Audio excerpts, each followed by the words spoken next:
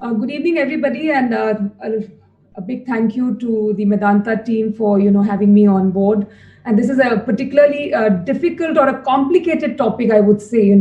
Should we perform gene expression profiling? We all want to do it, but we all run away from it because obviously there are cost issues with it, and we really don't know which way we are headed on this. But we do get various inputs on this every now and then. So just to take you through what is it, how do we decide, when we should be doing a genomic test? So there are certain prerequisites for a robust genomic test, and one of them is clinical validation. So when I say validation, it should be validated in a cohort independent of the training set. Lots of time you see that various assays come into practice just based on validation on the training set, but that should not be the case. It should be validated in the patient population that you intend to test. And if you haven't, then you need to revalidate. And of course, you have to identify who is your target population. And the other thing that you should do when you're validating it is to assess the effect on clinical outcome between the different test outcome groups. And since the utility of genomic testing is to guide decisions regarding chemotherapy, a test which has got a predictive value is probably better than that which has only prognostic value. And the other thing is there should be clinical utility to the test that you're going to be using, and the test should shift the indication of chemotherapy. If it doesn't do that, then what is the point of doing an expensive test when you can jolly well continue to treat patients based on traditional parameters? The assay should certainly add value to your decision. Then we come to the biggest barrier to the use of most of these assays, and that is the cost. And the cost of the test, even if somebody does go in and do it, should be justified by its clinical and health benefits and the reduction in cost in terms of the fact that you probably don't have to have any adjuvant treatment. So I would like to address the clinician's dilemma, and the all usual dilemma is how to use these tests appropriately, the utility of these tests in different patient population, how to best incorporate these tests into daily use, and which is the most appropriate test to use. This is a very commonly asked question. There are so many of them, which one should we use, and whether one test has any advantages over the other. So what is the basis of choosing a test? I've already, in my opening statement, said that there are tests which have prognostic and predictive, and the one which is a combination of both is probably the best. So the prognostic test, what it is trying to tell you is, it is going to give you information about the natural history of disease, and that is, it could tell you what is the risk of recurrence at 5 years or maybe 10 years. But a predictive test will give you information on the likely outcome of a specific treatment or an intervention. For example, if you're going to use chemotherapy or are you going to use extended endocrine treatment, all those bits will come forth in a predictive test. So let me just run you through the various tests that we're already aware of. The most common test being Oncotype DX, and the earliest one to actually be put into clinical use. So we know that it is a test which enrolls 16 breast cancer related genes, including those which are involved in estrogen signaling and proliferation, and 5 housekeeping genes.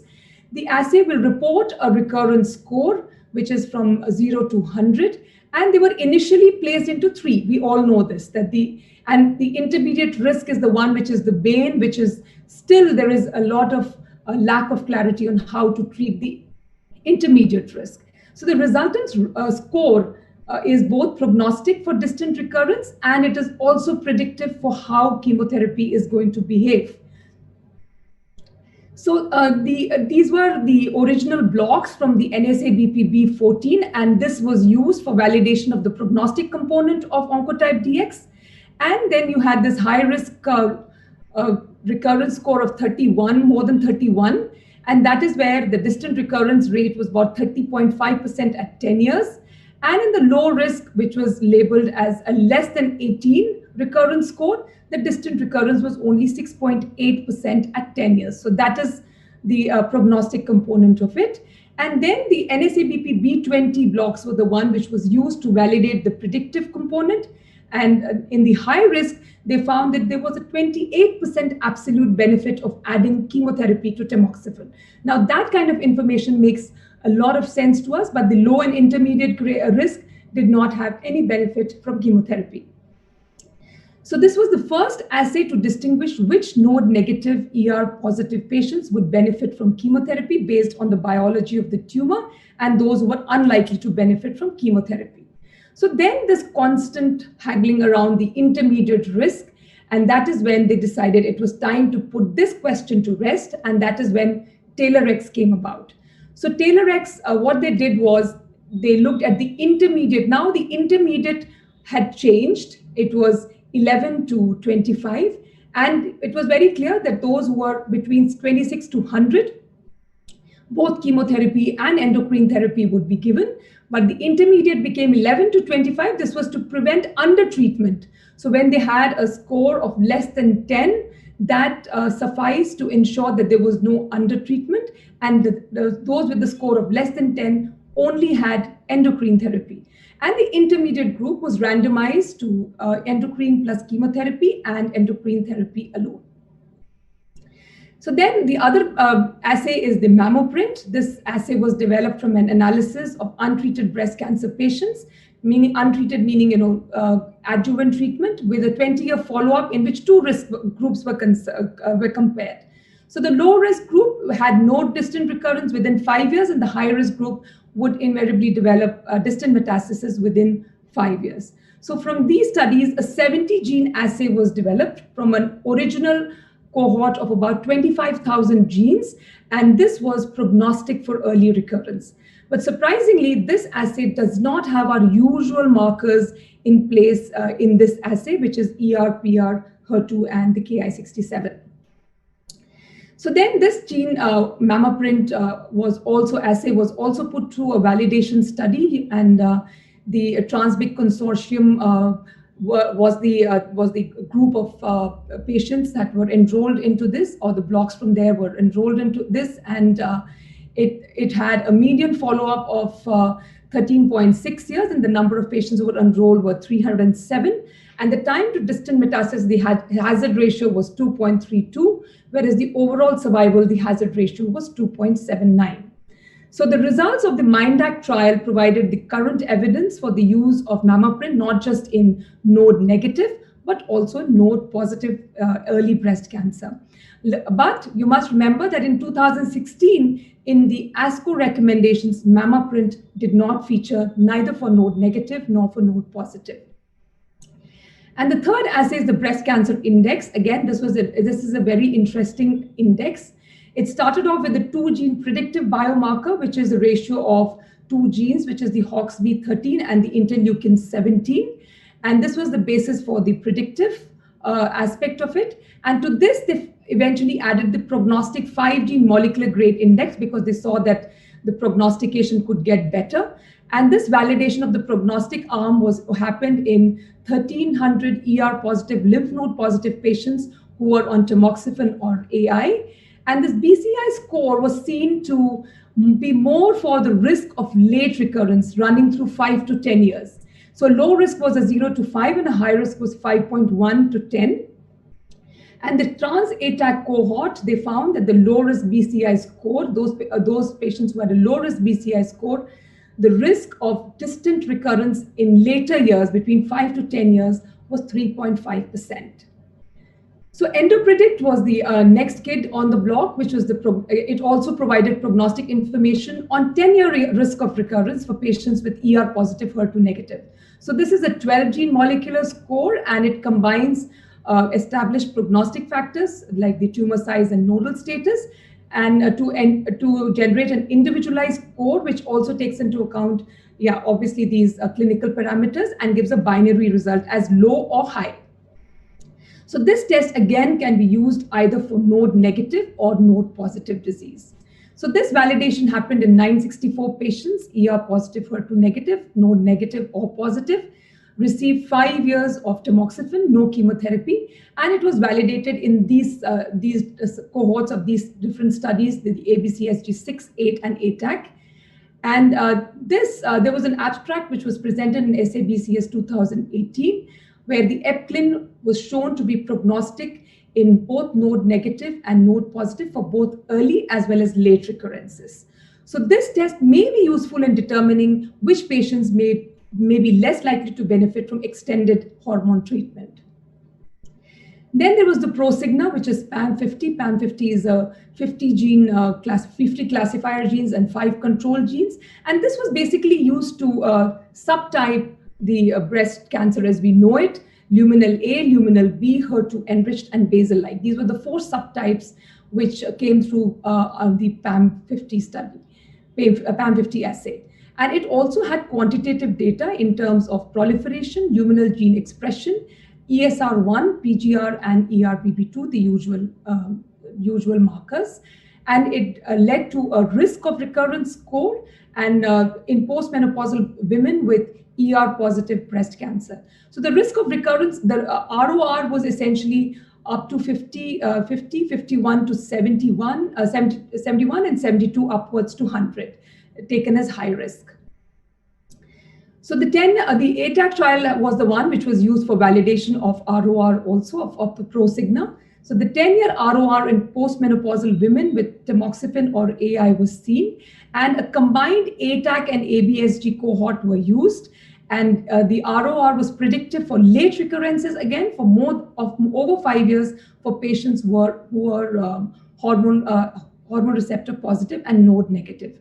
In a Danish cohort, the ROR was able to identify up to about 37% of patients who were node positive and who could be spared chemotherapy. The distant recurrence rate at 5 years was only 5%, less than 5%. So these are the genes that I've already mentioned. This is a summary of all that I've just told you. And these are the 2 trials which have this prospective arm. The rest, all as you see, are retrospective, whether it is the BCI, the EndoPredict, or the ProSigna. So the prospective trials, I'll touch upon TAILORx and MINDAC because that's where all the action is, and that is what we want to know. So about 6,700 patients, which constituted about 69% of the total number of patients who had a recurrent recurrent score of 11 to 25, and they were they found that adjuvant endocrine treatment and chemotherapy was equivalent to adjuvant endocrine therapy alone. So they had equal efficacy and similar DFS and overall survival. However, the TAILORx trial also provides level 1 data that a sizable portion of early breast cancer patients can be identified using the 21 gene assay and can be spared chemotherapy. So there is an exception to this rule because age becomes a criteria, and we all know that we are very loath to use these assays, especially in younger women. For patients less than 50 years, the addition of chemotherapy did improve the invasive DFS by 2.7% in the recurrence score of 16 to 20 group, and by 5.8% in the recurrence score of 21 to 25 group. So now they say that this 21 to 25 group finding could possibly be an off-target effect of chemotherapy, which is also acting through the suppression of the ovaries, a notable adverse effect of chemotherapy, but with improved disease-free survival. Now, to further refine the 16 to 20 group, the TAILORx population was subdivided based on the clinical risk, and this was based on the adjuvant online modification. But now that is not available. So this defined clinically low-risk patients with scores of 16 to 20 as not benefiting from chemotherapy. But the high-risk patients had benefits similar to those who had a recurrence score of 21 to 25. So the majority of patients, almost 74% of patients randomized in TAILORx, were clinically low risk. And those who were clinically high risk and who had a low recurrence score, a benefit of chemotherapy was not identifiable. Another 2 minutes remaining, ma'am. Okay, so I will just wind up. I will not go to the case bit. But just to understand, the TAILORx, again, ovarian suppression was only received in 13% of patients and the 87 did not. The benefit of chemotherapy may be related to the effect of chemotherapy and ovarian suppression, and this was the premise for the longer follow was seen on the longer follow-up, the SOFT and TEXT trials. And the NCCN guideline now recognizes this 21 gene assay as the best validated and preferred assay. So there is the RxPonder. We are eagerly awaiting the long-term, the results of this assay in node positive. But then we have seen in the SWOG 8814 and the West German study also, all a prospective trial, where patients with high clinical risk, the and a recurrence score of less than 11%, the disease-free survival was very good. So these are the RxPonder and the Optima trials, which are forthcoming, and for the results which we'll be seeing in the next couple of years. And the MINDAC trial, again, clinical high and genomic low and clinical low and genomic high. These are the subsets that we need to look at, because whenever there is a discordance, to give chemotherapy or no chemotherapy. And as you would see in the clinical high and genomic low, who did not receive adjuvant chemotherapy had a survival rate of close to 95%. In the other one, where the clinical low with genomic high, the results showed that no advantage of assigning a treatment based on genomic risk in clinically low risk patients. So you can avoid doing genomic assay in such patients. So this is the TAILORx and MINDAC, just this thing. And the remaining studies, like I said, they are retrospective. But the important thing to understand is BCI, Prosigna, and EndoPredict all help us to understand what is happening on long-term follow-up at 10 years and 15 years. So the extended adjuvant endocrine therapy, whether we should be doing it, can be afforded by the BCI, which has actually demonstrated the same in the MA17, where the use of letrozole was seen for a prolonged period of time as compared to the usual 5 years. And we could see that both ASCO and NCCN has supported the use of BCI as a prognostic indicator, but does not support it as a predictive marker for extended endocrine treatment. So just a word about CanAssist. This is an Indian method of, it's an assay which is based on, it's an IHC-based evaluation of 5 key biomarkers. The good thing is that they have done an analytical validation by demonstrating reproducibility and repeatability. But the bigger objection is that although validation has been done in the test group and it is retrospective, we need to do it prospectively in the defined target population for it to be put into larger use. And they are in the process of doing it. So 3 questions for the clinicians. Is there a need? Which assay and how to interpret? I'll just run you through this and I will end there. So genomic testing is generally only indicated in those who are hormone receptor positive and HER2 negative, not generally performed in those who are hormone receptor negative, in those with more than 3 nodes, HER2 positivity or TNBC. And it should not be performed in a patient on whom you don't think it is going to affect the course of treatment, including those patients who refuse chemotherapy, do what you may. And there is nothing to say that there is one test which is superior over the other. And discordance between genomic tests is to be expected, and the best thing to do is to avoid doing more than one test. And for all those who want to do cheaper methods, we all do rely on these things. Algorithms such as the clinical treatment score and the IHC4 and the MEGI equations have shown high concordance, but we need to test it on a larger basis, because concordance itself does not give you the right to actually put it to clinical use on a larger scale.